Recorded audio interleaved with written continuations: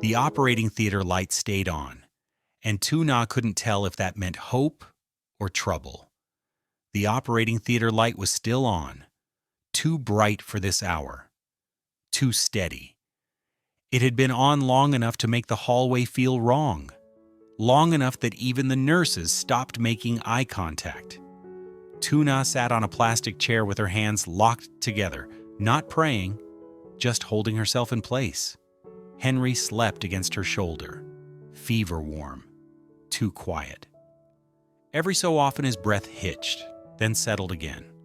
Across from them, the doors stayed shut. A sign above them read, "Surgery in progress, no times, no explanations." Just these words, sitting there like a wall. Alex's mother arrived without calling, footsteps, fast, measured. She came around the corner like she already knew which corridor mattered.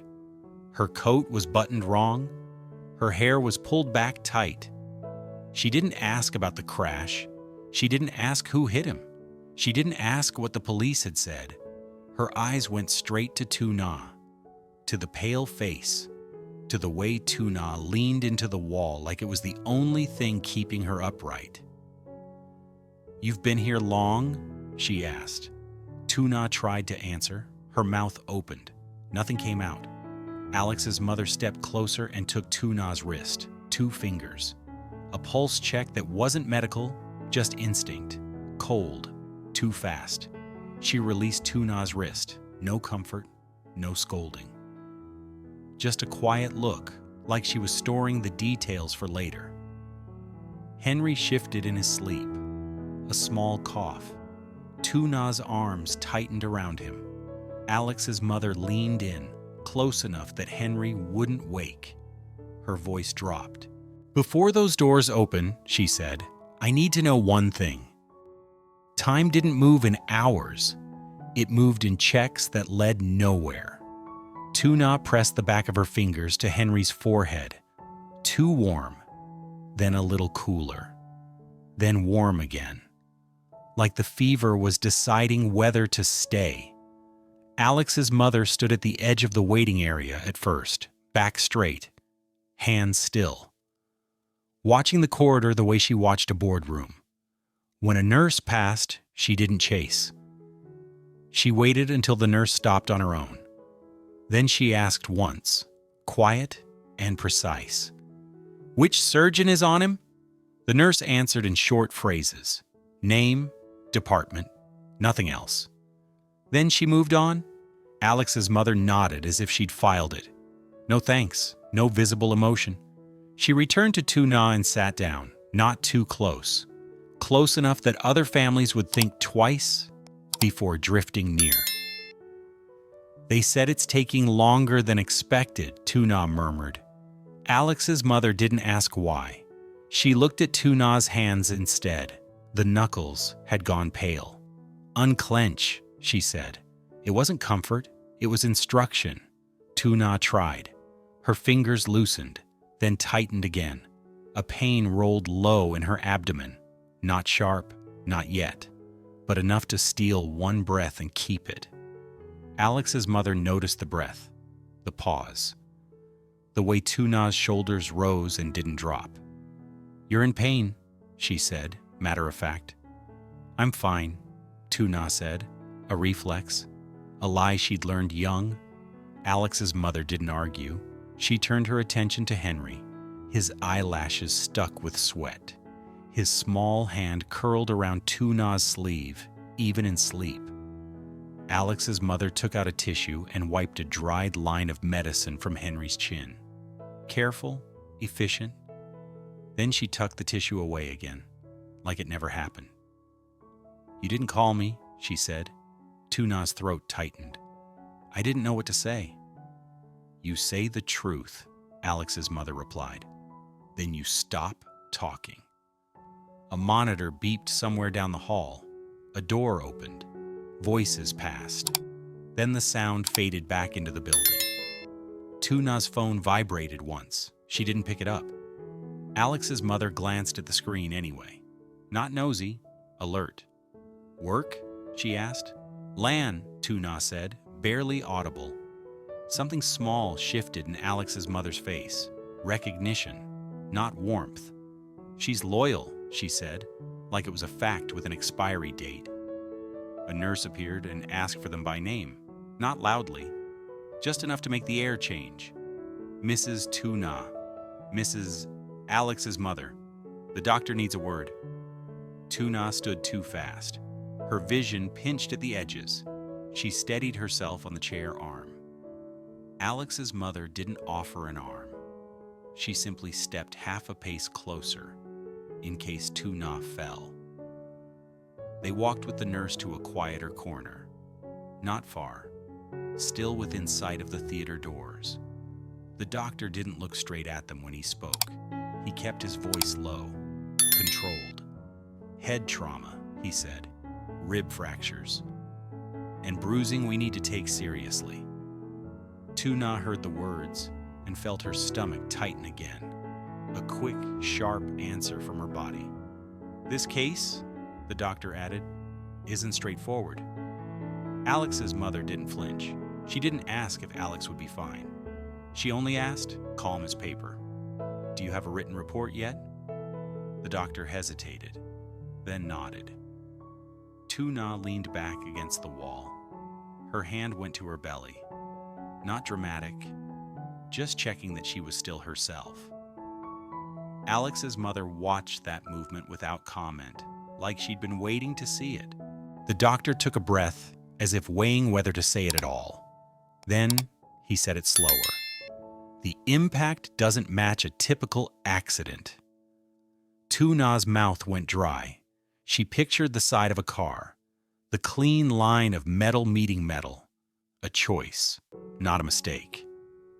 Alex's mother held the doctor's gaze. No anger, no shock, just focus. "What makes you say that?" she asked. "The angle," the doctor replied. "The point of contact. It's precise." No one answered him. Not because they didn't understand, because understanding was too heavy to touch. Alex's mother reached for Tuna's hand. Her grip closed around Tuna's fingers, firm, a little too tight. Tuna tried to steady her breathing. Her body sent another warning, low and insistent. Alex's mother didn't look down. She didn't look away from the doctor when she spoke.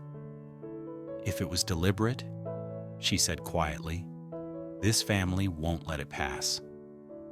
The doctor's eyes flicked to Tuna's belly again, then back to Alex's mother, as if he just realized there were two patients in this story. Tuna didn't speak. She couldn't. Her throat had locked. Henry's sleepy weight pressed into her shoulder, a quiet reminder of how fragile this night already was. And in Alex's mother's grip, one question kept rising, stubborn and unfinished. If it was deliberate, what else had already been set in motion? They walked back to the waiting area without saying more. The theater lights still burned above the doors, unmoved, unbothered. Tuna sat again, not because she wanted to, because her legs stopped negotiating. Henry stirred against her shoulder, a small, wet cough. Then stillness. Alex's mother stood behind the chair for a moment as if she was deciding where to place herself. Then she sat beside Tuna, close enough to be seen, not close enough to pretend comfort. Tuna kept her eyes on the doors. She didn't want to look at Alex's mother, because looking would make her cry again. Alex's mother spoke first, low, direct. "Tell me exactly what you were told," she said. Tuna swallowed. "Only that he was taken straight in, and that it's taken longer than expected." "No police?" Alex's mother asked. "Not here," Tuna said. "They asked questions earlier, names, phone numbers. That's all." Alex's mother nodded once, then reached into her bag and pulled out her phone. The screen lit her face for a brief second. She typed one message, short, no names, then put the phone away. Tuna watched her hands, steady, no tremor, no wasted movement. "Who did you text?" Tuna asked. Alex's mother didn't answer right away. She looked down the corridor instead. Nurses, security, the edge of the building where rules started to blur. Someone who knows where cameras point, she said finally. Tuna's chest tightened. You think there's footage? I think there's always footage, Alex's mother replied. And I think someone will try to make it disappear. A nurse approached, gentle smile that didn't reach her eyes. Mrs. Tuna, she said, we need to check you for a moment just to be safe. Tuna's answer came too fast. No. The nurse didn't argue. She angled her badge toward Tuna like proof, like permission. It's not a request, the nurse said softly. It's precaution. Tuna glanced at the doors. If she left and they opened, if she missed the moment, her breathing shortened. Alex's mother stepped in. Not to the nurse, to Tuna. Do it, she said. Tuna stared at her. I can't. If they come out and I'm not here, if they come out, Alex's mother cut in, still quiet. I will be here. Tuna's throat burned. She wanted to be angry. She didn't have the strength. Another cramp hit, stronger. Tuna gripped the chair arm. Her face stayed controlled, but her eyes changed. A flash of fear she couldn't hide. Alex's mother saw it. Her jaw tightened. She turned to the nurse. How long? She asked. 5 minutes, the nurse said. Alex's mother nodded once. Then you do it here, she said. Not down some corridor where I can't see her. The nurse blinked. Then, seeing the look in Alex's mother's eyes, she adjusted. All right, she said. We can start with vitals here. Tuna let out a breath she hadn't meant to hold. While the nurse wrapped a cuff around Tuna's arm, Alex's mother leaned in. Her voice dropped lower. Did Alex take the usual road home? She asked. Tuna shook her head. I don't know. He sometimes takes a shortcut when he's tired. Alex's mother's eyes narrowed slightly. He doesn't take shortcuts unless he thinks no one is watching. That sentence landed and stayed. Tuna's phone vibrated again. Lan. Another message lighting the screen. Tuna didn't open it. She couldn't carry the company right now. Not on top of this. Alex's mother looked at the screen anyway. Then at Tuna.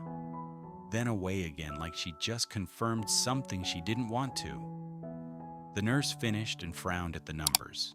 Not panic. Alert.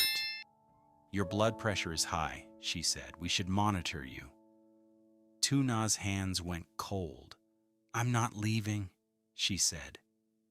Alex's mother didn't tell her to calm down. She didn't tell her to breathe. She simply stood. And for the first time, her restraint sharpened into something else. Quiet authority, turning into intent. Then we make them bring the monitoring to you, she said, and we make sure no one forgets what happened tonight. They moved Tuna to a smaller bay just off the main corridor, close enough that she could still see the theater doors, far enough that the staff could pretend she was under control.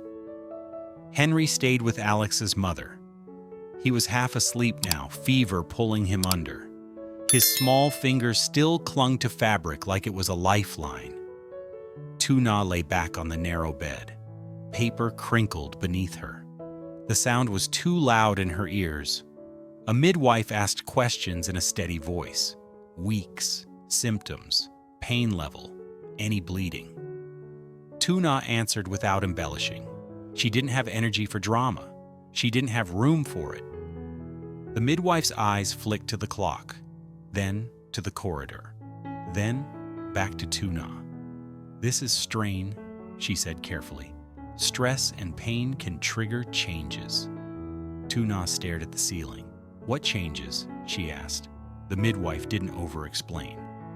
Things you don't want tonight, she said. Tuna closed her eyes for one beat. Not relief, just a pause so she didn't break. Alex's mother stood at the end of the bay, a wall between Tuna and the corridor. She kept one hand on Henry's shoulder, light, not cuddling, grounding. Tuna's phone buzzed again. Lon again. This time Tuna opened it. One line. They're asking questions upstairs. Tuna felt the words hit somewhere behind her ribs. Not the place grief lived. The place strategy lived. A place she didn't want to use tonight. She held the phone out to Alex's mother without speaking. Alex's mother read it. Her face didn't change, but the air around her did. "Who is they?" Tuna whispered. Alex's mother looked at her for a long moment, as if deciding how much truth Tuna could hold in her condition. "Bored people," she said, "or people who answer to them." Tuna swallowed. "My?" she asked, and hated herself for even thinking the name. Alex's mother didn't confirm it. She didn't deny it. She only said, "Someone chose tonight." The midwife returned with paperwork. "Consent for monitoring," she said. Tuna took the pen. Her fingers trembled. It reminded her of signing for Alex. A cruel echo. She signed anyway. Messy, readable, not elegant. A pain rolled through her again, harder than before. Tuna's breath caught. Her hand went to her belly without permission. Alex's mother stepped closer at once. Her grip on Tuna's elbow was firmer than it needed to be. "You're bleeding," she said quietly. Tuna looked at her. No denial. Not now. Alex's mother's eyes went colder, not at Tuna, at the night, at the timing, at whoever had thought this was convenient. The midwife spoke gently. "We need you to stay here," she said. "If it worsens, we lose time." Tuna tried to sit up. "I need to see the doors," she insisted. "If they open..." Alex's mother pressed her down with 2 fingers on her shoulder. Not rough, final. "You will see them," she said, "from where you can still stand tomorrow." Henry coughed in Alex's mother's arms. A rough sound. He blinked awake, confused. "Grandma?" he whispered. Alex's mother looked down at him. Her face shifted for half a second. Not soft, just human. "I'm here," she said. Then she looked back at Tuna, and for the first time, she let a little anger leak into her voice. Still quiet, but sharp. "They picked a night when you couldn't chase them," she said. Tuna felt that sentence settle in her bones. Because if the crash wasn't random, then waiting wasn't just waiting. They rolled Tuna back into the main corridor. A wristband on her arm now.